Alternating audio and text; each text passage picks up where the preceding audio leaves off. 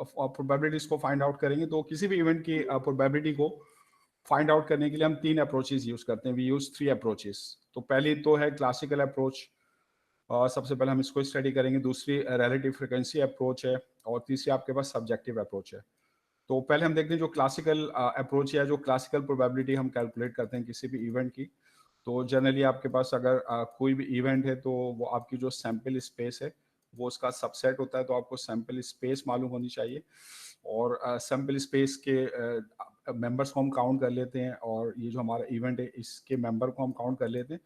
तो जो सिंपल आपके पास जो क्लासिकल अप्रोच है कि प्रोबेबिलिटी ऑफ एनी इवेंट, उसके लिए हम क्या करते हैं, उस इवेंट के जो नंबर ऑफ एलिमेंट्स हैं NE, इसको हम डिवाइड करते हैं टोटल नंबर ऑफ आउटकम्स यानी NS से। तो ये जो आपके पास फार्मूला है ना, ये क्लासिकल प्रोबेबिलिटी फार्मूला है, जिसमें हम क्लासिकल प्रोबेबिलिटी की मदद से, इस फॉर्मूले की मदद से जो हम प्रोबेबिलिटी को कैलकुलेट करते हैं। तो इसको हम इस तरह भी लिख सकते हैं, जो आपके पास number of elements in E है, जिस तरह पिछले लेक्चर में डिफाइन किया था, उसको हम स्मॉल m से डिनोट करते हैं, और जो टोटल नंबर ऑफ आउटकम्स है आपके पास, उसको आप कैपिटल N से डिनोट करते हैं। तो ये जो आपके पास फार्मूला है, इसकी मदद से यानी जो number of elements in E है उसको डिवाइड कर देंगे total number of elements in S से, तो हमें जो है E की क्लासिकल प्रोबेबिलिटी मिल जाएगी। ठीक है, तो ये फार्मूला है जो अभी हमने इससे पीछे यूज भी किया था इसको। तो अब जैसे सर वो ऑड अगेंस्ट वाला हो गया ना, हाँ उसकी वो जो तो प्रोबेबिलिटी थी वो वाला हो गया ना ये तो। हाँ, वो टॉपिक तो खत्म हो गया। ठीक है ना, तो अब आ जाए, अब हम बाकायदा फार्मूले देखते हैं कि कितने तरीकों से हम किसी भी इवेंट की प्रोबेबिलिटी जो है वो फाइंड आउट कर सकते हैं। तो ये 3 अप्रोचेस हम यूज करते हैं। तो जो सबसे आसान और सबसे जो फेमस या पॉपुलर अप्रोच है वो क्लासिकल अप्रोच है। तो हम क्लासिकल अप्रोच को स्टडी कर रहे हैं। तो क्लासिकल अप्रोच में किसी भी इवेंट की आपने प्रोबेबिलिटी निकाली है, तो आप उस इवेंट के नंबर ऑफ एलिमेंट्स को डिवाइड कर देते हैं total number of sample space के मेंबर से। ठीक है, यानी NE डिवाइडेड बाय NS, या number of elements in E को स्मॉल m से डिनोट कर रहे हैं, और टोटल नंबर ऑफ एलिमेंट्स को n से, तो m डिवाइडेड बाय n। तो जैसे अभी हम यही अप्रोच पीछे भी हमने एग्जांपल्स में यूज की थी। अब जैसे फॉर एग्जांपल एग्जांपल लेते हैं, फर्ज करें कि अगर हम 3 टॉस को टॉसिंग 3 कॉइन्स टुगेदर, अगर हम 3 कॉइन्स को टॉस करते हैं,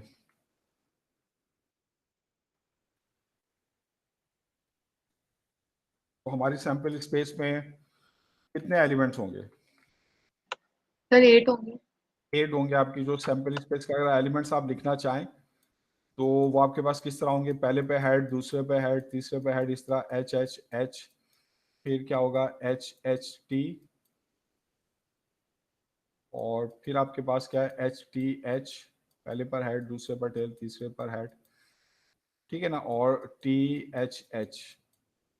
तो ये आपके पास हो गया। फिर उसके बाद है TTH, और फिर THT, और फिर HTT, और फिर उसके बाद तीनों टेल्स हो आपके पास TTT। ये आपके 3, ये आपकी 8 जो है ये सैंपल स्पेस के मेंबर है NS, दैट इज 8। ठीक है, अब इसमें जो इवेंट है A वो मैं डिफाइन कर रहा हूँ। तो मैं किसमें इंटरेस्टेड हूँ कि एटलीस्ट 2 टेल्स हैपन, ये हमारा इवेंट है, एटलीस्ट 2 टेल्स हैपन। ठीक है ना, तो अब इस इवेंट्स में कौन कौन से आउटकम होंगे आपके पास ए में? वो कौन कौन से आउटकम है जिसमें कम से कम 2 टेल हो? कम से कम 2 टेल का मतलब या तो 2 टेल हो या 2 टेल से ज्यादा हो, 2 टेल से कम ना हो। तो इसमें कोई टेल नहीं है, ये नहीं होगा। इसमें एक टेल है, ये नहीं होगा। ये एक टेल वाली नहीं होंगे, या 2 टेल वाला ये है आपके पास, इसमें 2 टेल है इस आउटकम में। तो ये TTH, ये आउटकम हमारे इवेंट में शामिल है, यानी अगर ये आउटकम हैपन होगा तो हमारा इवेंट हैपन होगा। फिर THT है आपके पास, THT, इसमें 2 टेल्स हैं आपके पास। HTT है, इसमें 2 टेल्स हैं आपके पास। और ये आपके पास जो है TTT है, इसमें जो है 3 टेल है, तो एटलीस्ट 2 टेल इसमें भी है। तो आपके जो इवेंट है उसके अंदर टोटल कितने एलिमेंट्स है? Number of elements in E, that is 4। तो फिर अगर क्लासिकल अप्रोच यूज करके हम प्रोबेबिलिटी ऑफ A निकालते हैं, प्रोबेबिलिटी ऑफ A जो है वो किसके बराबर होगा? क्या फार्मूला होगा? क्लासिकल फार्मूला क्या है कि जो number of elements of your event है ए उसको डिवाइड कर देंगे total number of elements in your sample space से, ठीक है। तो नंबर ऑफ एलिमेंट्स इन ए आपके पास हैं 4 और जो टोटल आपके पास एलिमेंट्स थे एन एस वो कितने थे आपके पास 8। तो ये कैंसिल हो जाएगा, तो इसका जो प्रोबेबिलिटी ऑफ ए है वो आपके पास आ जाएगा हाफ, यानी 50% चांस होगा कि इवेंट ए हैपन हो। इसको आप परसेंटेज में भी जो है रिप्रेजेंट कर सकते हैं। समझ में आ रही बात, ठीक है। अच्छा, अब कार्ड्स के जो कार्ड्स है उसके बारे में तो आपको इन्फॉर्मेशन होगी ना। सर लेकिन आप एक एग्जांपल करवा दें।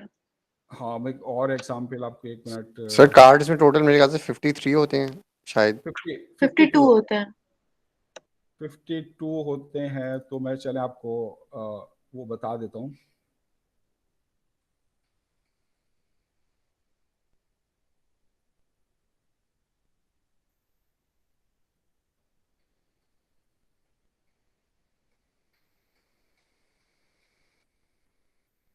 ठीक है, तो ये सिंपल सा आपके पास फॉर्मूला है कि अगर आपने कोई भी इवेंट है उसकी प्रोबेबिलिटी निकालनी है तो उस इवेंट के मेंबर्स को काउंट कर लें, टोटल मेंबर्स को काउंट कर लें, उस इवेंट के मेंबर को जो कि उसके फेवरेबल नंबर ऑफ आउटकम्स है उसको टोटल नंबर ऑफ आउटकम से डिवाइड कर दें, ठीक है।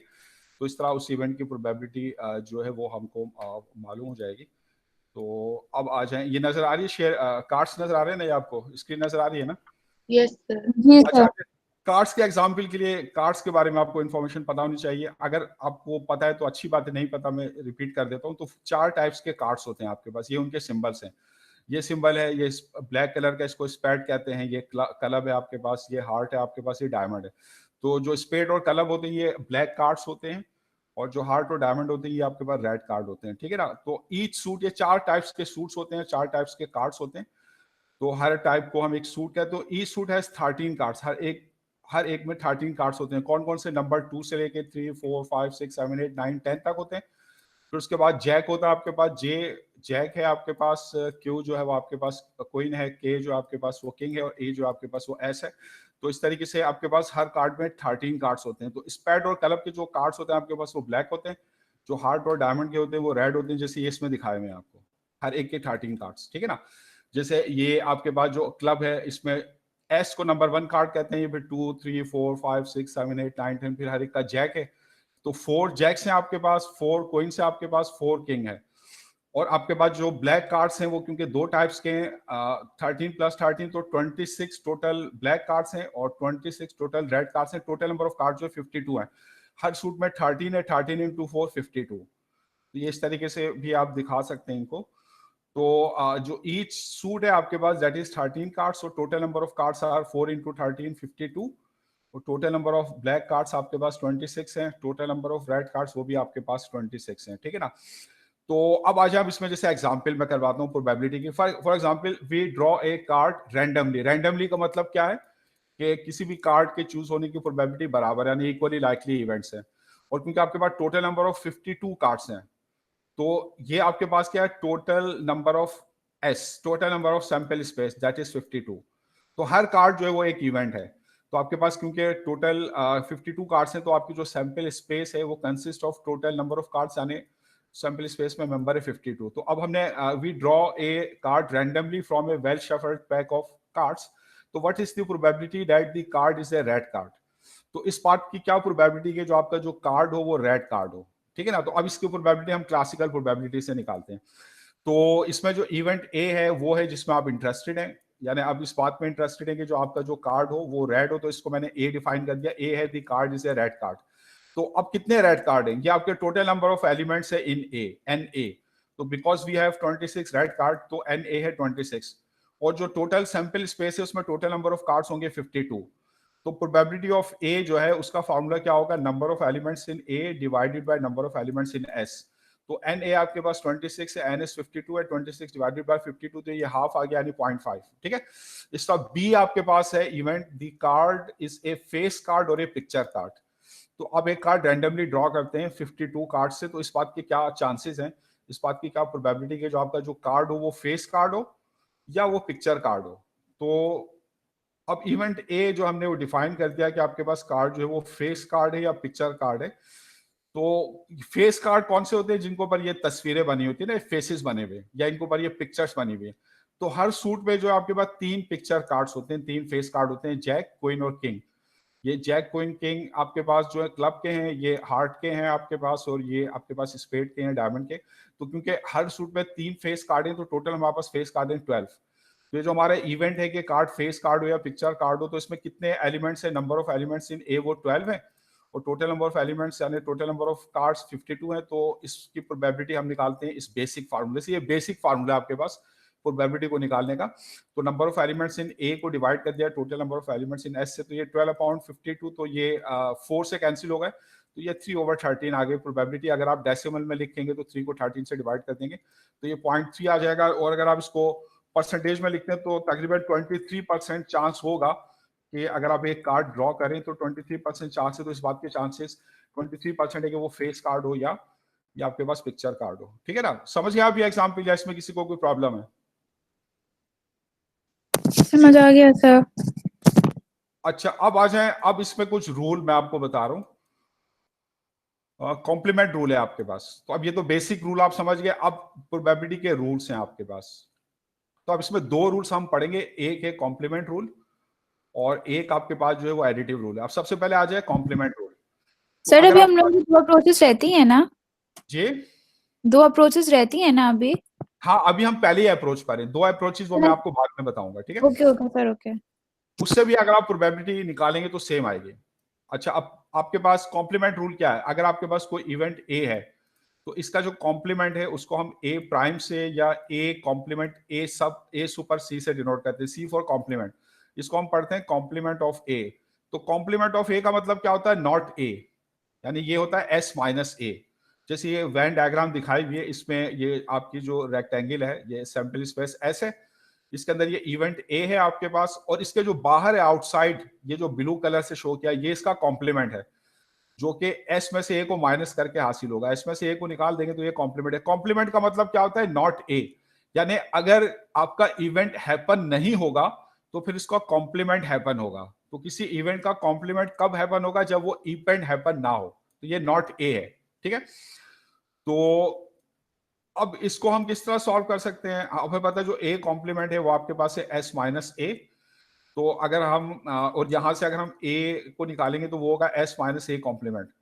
तो प्रोबेबिलिटी ऑफ ए अगर उसके कॉम्प्लीमेंट की मदद से निकालना चाहे तो that is equal to probability of S minus probability of A complement. अब आपको पता है जो प्रोबेबिलिटी ऑफ एस है, जो आपका शोर इवेंट होता है सैंपल स्पेस एस, उसकी प्रोबेबिलिटी 1 होती है। तो ये प्रोबेबिलिटी ऑफ एस की जगह अगर आप 1 रख दें तो इसका probability of A that will be equal to 1 minus probability of A complement. यानी अगर आपको किसी इवेंट की प्रोबेबिलिटी कैलकुलेट करनी है तो आप उसके कॉम्प्लीमेंट की प्रोबेबिलिटी कैलकुलेट कर लें और 1 में से उसको माइनस कर दें तो आपको उस इवेंट की प्रोबेबिलिटी मिल जाएगी। तो ए की प्रोबेबिलिटी हम इस फॉर्मूले से निकाल सकते हैं, इसको हम कहते हैं कॉम्प्लीमेंट रूल। यानी क्योंकि इसमें ए का कॉम्प्लीमेंट यूज करके हम प्रोबेबिलिटी निकाल लें, इसलिए कॉम्प्लीमेंट रूल है। तो प्रोबेबिलिटी ऑफ ए है 1 minus probability of A complement. याद रखें ए और ए कॉम्प्लीमेंट दोनों एक दूसरे का कॉम्प्लीमेंट है, यानी ए का कॉम्प्लीमेंट ए कॉम्प्लीमेंट है और जो ए कॉम्प्लीमेंट का कॉम्प्लीमेंट होगा वो ए होगा, दोनों एक दूसरे का कॉम्प्लीमेंट है। तो यहां से अगर आप प्रोबेबिलिटी ऑफ ए कॉम्प्लीमेंट निकालना चाहें तो सिंपली उसके लिए आप 1 माइनस पी ए कर देंगे, यानी प्रोबेबिलिटी ऑफ ए कॉम्प्लीमेंट को यहां शिफ्ट कर दें तो प्रोबेबिलिटी ऑफ ए यहां शिफ्ट कर दें। तो इसको आप इस तरह भी लिख सकते हैं कि probability of A complement is equal to 1 minus probability of A. तो that is called complement rule. इसको हम कॉम्प्लीमेंट रूल कहते हैं। अब जैसे इस रूल की मैं एग्जांपल आपको करवा रहा हूं जिसमें हम इस रूल को यूज करेंगे। तो आपके पास एग्जांपल है कि 3 कॉइन्स आर टॉस टुगेदर, तो ये उसकी सैंपल स्पेस है। अगर आप 3 कॉइन्स को एक साथ टॉस करें तो ये 8 आउटकम्स आएंगे। तो ये number of S elements in S 8 है। तो what is the probability of getting at least 1 tail? तो ये मेरा इवेंट है कि मुझे एटलीस्ट 1 टेल हासिल करनी है, तो इसकी प्रोबेबिलिटी किस तरह हम निकालेंगे? तो अब आप इसको मैं 2 मेथड से करवा रहा हूं। पहले तो मैं डायरेक्ट मेथड से करवा रहा हूं जिस तरह पहले आपको करवाया, इसमें कोई कॉम्प्लीमेंट रूल मैं यूज नहीं कर रहा। तो आपका जो इवेंट है वो क्या है कि यू गेट एटलीस्ट 1 टेल। तो अब एटलीस्ट 1 टेल आपको अगर मिले तो वो कौन कौन से आउटकम होंगे जो ए में शामिल होंगे? तो 1 टेल का मतलब है 1 टेल या उससे ज्यादा टेल। तो ये वो सारे आउटकम्स हैं आपकी सैंपल स्पेस में से जिसमें कम से कम 1 टेल है। ये पहले वाले आउटकम को अगर आप हटा दें एच एच एच, इसमें कोई टेल नहीं है, इसके अलावा बाकी सब में एटलीस्ट 1 टेल है। किसी में 1 टेल है और किसी में 2 है, किसी में 3 है। तो ये 7 आउटकम्स है आपके इवेंट में। तो number of elements in A is 7 है। तो अगर आप ये बेसिक क्लासिकल फार्मूला यूज करें तो probability of A is equal to number of elements in A divided by number of elements in S, इससे आ जाएगी 7/8.875। ये तो डायरेक्ट मेथड से निकाल दिया। अब मेथड 2 से निकालना, इसमें मैं कॉम्प्लीमेंट रूल यूज करूंगा, यानी इसमें जो इवेंट ए है इसका मैं पहले कॉम्प्लीमेंट है उसको मैं उसकी प्रोबेबिलिटी निकालूंगा, फिर उसकी मदद से इस इवेंट की मैं प्रोबेबिलिटी निकालूंगा। तो अब ये जो इवेंट ए है आपके पास एटलीस्ट वन टेल, तो what would be the complement of A? इसका कॉम्प्लीमेंट क्या होगा? At least one tail. इसका कॉम्प्लीमेंट होगा नो टेल, कोई टेल ना हो, ठीक है ना। तो ये इसका कॉम्प्लीमेंट है। तो अब इसका जो कॉम्प्लीमेंट है उसमें एक ही इवेंट है, यानी अगर कोई टेल अपीयर नहीं हो रही तो वो एक ही आउटकम है एच एच एच। तो कॉम्प्लीमेंट की मदद से कैलकुलेशन आसान हो जाएगी क्योंकि इसमें नंबर ऑफ आउटकम्स कम है। तो जो ए कॉम्प्लीमेंट है, number of elements in A complement, वो 1 है। तो अब अगर आप कॉम्प्लीमेंट रूल की मदद से जो है प्रोबेबिलिटी ऑफ ए निकाले तो आपके पास क्या है? Probability of A is equal to 1 minus probability of A complement. और जो प्रोबेबिलिटी ऑफ ए कॉम्प्लीमेंट है, अब इसकी प्रोबेबिलिटी किससे निकालेंगे? बेसिक फार्मूले से। ये किस तरह निकालेंगे? Number of elements in A complement divided by number of elements in S. तो ये हो गया 1 minus number of elements in A complement 1 है, तो ये 1 माइनस 1/8, एलसीएम ले लिया 8, 8 माइनस 1, तो इस तरह भी आपको जो आंसर मिल रहा है दैट इज 7/8, ठीक है ना। वही मिल रहा है जो पहले आपको मिल रहा था। तो आप डायरेक्ट मेथड से भी कर सकते हैं कि आप कोई कॉम्प्लीमेंट रूल यूज नहीं करेंगे, बेसिक फॉर्मूला यूज करें और फिर कॉम्प्लीमेंट रूल भी आप यूज कर सकते हैं। तो ये समझ गए आप कॉम्प्लीमेंट रूल? इसमें किसी को कोई प्रॉब्लम तो नहीं है? जी नो सर ये आपने मतलब जी, क्या पूछ रही हैं आप? ये समझ गए ना? चले मैं और एग्जाम्पल सर मैं पूछ रही थी कि आपने टुगेदर टॉस किए वन आफ्टर अनदर करते तो फिर जब भी यही आउटकम जनरेट होते हैं, आप 2 टॉस एक साथ करें या 1 आफ्टर अनदर करें, आपकी जो सेम सैंपल स्पेस है वो जनरेट होगी, यानी यही सैंपल स्पेस आपकी जनरेट होगी ये वाली जिसमें 8 आउटकम्स है आपके पास। इससे कोई फर्क नहीं पड़ता कि आप किस तरीके से जो है उसको टॉस करते हैं, ठीक है ना। तो यही आपकी सैंपल स्पेस होगी ये वाली, ठीक है। तो अब जैसे कुछ और एग्जाम्पल चलें, ये कॉम्प्लीमेंट रूल तक इसको रखते हैं और मैं कुछ और एग्जाम्पल्स आपको करवाता हूँ। फॉर एग्जाम्पल फर्ज करें कि आपके पास ये डिजिट्स हैं 2 3 4 2 3 6 9 और 8, ये आपके पास 5 डिजिट्स हैं। अच्छा, अब इन 5 डिजिट से आप लेकर 3 डिजिट्स वाले नंबर बनाते हैं, form 3 digits numbers without repetition। इसमें आप कोई डिजिट जो है रिपीट नहीं करते। तो आप कितने ऐसे डिजिट्स बना सकते हैं? इन 5 डिजिट में से अगर आप कोई से 3 डिजिट्स लें और आप नंबर्स बनाएं, इस तरह के कोई डिजिट रिपीट ना हो, तो फिर कितने तो नंबर 60 बना सकते हैं ये सर। 1s डिजिट है आपके पास और ये 10s डिजिट है आपके पास और ये 100s डिजिट है। ये 3 डिब्बे बना दिए। सबसे पहले 1 डिजिट को आप कितने तरीकों से मुंतखब कर सकते हैं? 5 चॉइसेस हैं आपके पास। इन 5 में से कोई भी आप यहाँ पे नंबर ले सकते हैं, लेकिन जो नंबर यहाँ पे ले लिया वो यहाँ पे रिपीट नहीं होगा। तो 10s डिजिट के लिए चॉइसेस कम हो जाएंगी 4 और 100s डिजिट के लिए चॉइसेस हो जाएंगी 3। फिर मल्टीप्लिकेशन रूल से आप इनको मल्टीप्लाई कर देंगे तो ये टोटल आपके पास कितने हो जाएंगे? 60 डिजिट्स। 60 डिफरेंट डिजिट्स जो है नंबर्स, आप 60 डिफरेंट नंबर्स जो है आप बना सकते हैं, ठीक है ना। तो ये मेरे पास है NS, total number of elements इन मेरी सैंपल स्पेस, ठीक है ना। अब मैं एक इवेंट डिफाइन करता हूं जिसकी मैं प्रोबेबिलिटी निकालना चाहता हूं। तो फाइंड द प्रोबेबिलिटी। अब ये जो 60 डिजिट्स आपके पास बने, इनमें से आप एक डिजिट रैंडमली चूज करते हैं। तो सिलेक्ट एक नंबर रैंडमली चूज करते हैं। Select one number randomly. Randomly का मतलब है कि हर नंबर के चूज करने की प्रोबेबिलिटी जो होगी वो सेम होगी। तो फाइंड द प्रोबेबिलिटी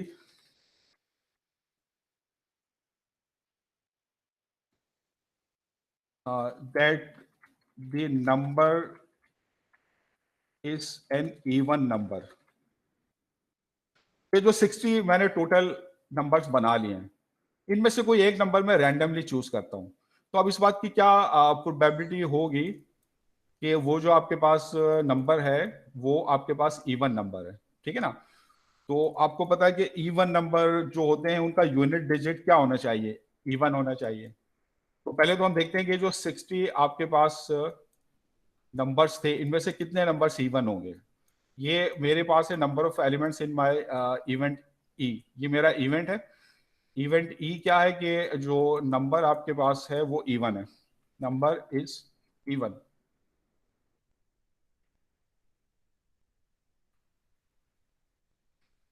तो अब अगर 3 डिजिट्स वाले आप नंबर्स बना रहे हैं तो उसमें से कितने नंबर्स जो हैं वो इवन होंगे। तो जो इवन नंबर्स होने चाहिए उनका यूनिट डिजिट क्या होना चाहिए, इवन होना चाहिए। 10th डिजिट कुछ भी हो सकता है, लेकिन अगर इवन डिजिट इवन नहीं होगा तो वो नंबर इवन नहीं होगा। जैसे अगर 2 4 6 है तो क्योंकि 6 इवन है तो ये पूरा नंबर इवन है, लेकिन अगर 2 1 3 है, अब यूनिट डिजिट ऑड है तो ये पूरा नंबर जो है वो आपके पास ऑड है। तो अब देखें जो 5 नंबर आपको गिवन थे इसमें से कौन कौन से नंबर जो है वो इवन नंबर है। 2 आपके पास इवन है, 6 आपके पास इवन है और 8 आपके पास इवन है। तो अगर आप इवन नंबर बनाना चाहते हैं तो यूनिट डिजिट में आप 3 और 9 चूज नहीं कर सकते, आपको 2 6 8 में से कोई एक नंबर चूज करना पड़ेगा ताकि ये नंबर जो बने इवन बने। तो अब आपके पास वंस डिजिट के लिए कितनी चॉइसेस हैं, 3, ठीक है ना। और क्योंकि इसमें रिपीटिशन अलाउड नहीं है तो अब जो एक नंबर आपने यहाँ पे चूज कर लिया उसको आप हटा दें तो बाकी कितने नंबर बचेंगे, 4। 4 सर 10 36 आंसर होगा। चॉइसेस है और 100 डिजिट के लिए 100। तो total number total even numbers कितने पॉसिबल हो जाएंगे आपके पास, 36। तो अब मुझे बताएं इस इवेंट की प्रोबेबिलिटी क्या होगी। तो probability of E sir 36 upon 60। तो ये आपके पास जो बेसिक फॉर्मूला उससे निकालने number of elements in E divided by number of elements in S, या सिंपली इस तरह भी लिख सकते हैं ये m अपॉन n है। ये आपके पास m है और ये जो आपके पास था ये जो था आपके पास ये n था, ठीक है। तो ये आपके पास 36 अपॉन 60 ये इसके प्रोबेबिलिटी आ गया। बाकी इसको आप फ्रैक्शन में लिख लें सिंप्लीफाई करके या डेसिमल में लिख लें, इससे कोई फर्क नहीं पड़ता। तो इसको अगर आप देखें कैलकुलेट कर सर लें ये तो शुरू में 3 कैसे आया, मतलब 3 चॉइसेस कैसे आई। 3 choices even sir number. Last वाले में तो क्योंकि इवन था तो इसलिए 3 आया, उसके बाद फिर हमारे पास 4 चॉइसेस। 4 चॉइसेस बची क्योंकि ये रिपीट नहीं हो सकता सर ना। 4 समझ नहीं 4 आया। कैसे। जो आपने एक नंबर यहाँ टोटल 5 में से एक यहाँ पर ले लिया एक यहाँ पर ले लिया तो 2 अच्छा नंबर्स वो, तो आप हाँ यूज नहीं कर सकते। तो सही 5 सही में से कितने बचे, 3 बचे, ठीक है। सही है सर सही। तो ये 9 अपॉन आपके पास हो जाएगा 15। तो अब चाहे इसको आप डेसिमल में निकाल लें तो ये आपके रिक्वायर्ड प्रोबेबिलिटी होगी। अच्छा फर्स्ट करना इसी में आपसे पूछता कि अगर आप एक नंबर रैंडमली चूज कर रहे हैं तो व्हाट इज द प्रोबेबिलिटी कि number is an odd number. Sir तो 1 माइनस 36 अपॉन 60। हाँ क्योंकि अब यहाँ पे आप कॉम्प्लीमेंट रूल लगा सकते हैं क्योंकि ऑड और इवन एक दूसरे के कॉम्प्लीमेंट होते हैं ना। इसको आप डायरेक्ट भी कर सकते हैं और कॉम्प्लीमेंट रूल से भी कर सकते हैं। तो what is the probability that the number is odd. तो ये जो आपका इवेंट है कि नंबर आपके पास ऑड हो, नंबर इज ऑड, ये आपके पास जो ये कॉम्प्लीमेंट है इसका कि नंबर इज इवन। ये जो ऊपर आपने इवेंट निकाला है ना ये इसका कॉम्प्लीमेंट है, ठीक है ना। तो अब इसके जो आप प्रोबेबिलिटी है आप कॉम्प्लीमेंट रूल से निकाल सकते हैं using complement rule. Complement rule आपके पास क्या है कि प्रोबेबिलिटी ऑफ ए बराबर है 1 minus probability of its complement. तो इसका जो कॉम्प्लीमेंट है आपके पास वो ई है। ये दोनों एक दूसरे का जो है कॉम्प्लीमेंट है। तो ये आपके पास ये कॉम्प्लीमेंट रूल है। तो अब जो ए कॉम्प्लीमेंट है आपके पास दैट इज ई, जो ऊपर आप निकाल चुके हैं। तो ये 1 माइनस प्रोबेबिलिटी ऑफ ई। तो प्रोबेबिलिटी ऑफ ई आपके पास क्या आती है, आपके पास है 9 अपॉन 15। तो 1 माइनस 9 ओवर 15। तो ये आप ये सॉल्व कर लें तो ये एलसीएम है 15। तो 15 माइनस 9 तो ये आपके पास हो जाएगा 6 अपॉन 15। अब चाहे इसको डेसिमल में लिख सकते हैं। ये आपका आंसर हो गया। समझ में आ रही बात, क्लियर है यहाँ तक या कोई प्रॉब्लम है। नहीं सर क्लियर। क्लियर है तो फिर मैं क्लास खत्म कर दूं यहाँ पे। Yes sir. ठीक है ना। तो सर अभी अटेंडेंस अटेंडेंस अभी मैं लगा दूंगा आपको। तो इसमें आ रखे कि अभी हम जो है ये पहली अप्रोच हम पढ़ रहे हैं, क्लासिकल अप्रोच है। अच्छा, फिर अब हम ये सारे रूट्स वगैरह इसके पढ़ लेंगे, तो बाद में फिर आपको रिलेटिव फ्रीक्वेंसी अप्रोच और सब्जेक्टिव अप्रोच बताऊंगा। तो इसके अंदर ये जो भी आप चीजें पढ़ लेना, तो फिर मैं आपको जो अब नेक्स्ट क्लास में फिर हम इसके एक्सरसाइजेस कर लेंगे बुक से। तो बुक में रिलेटिवली ज्यादा आसान एक्सरसाइजेस है। तो फिर यहाँ पे मैं क्लास जो है ये खत्म करता हूँ। सर एक चीज पूछनी थी। जी जी।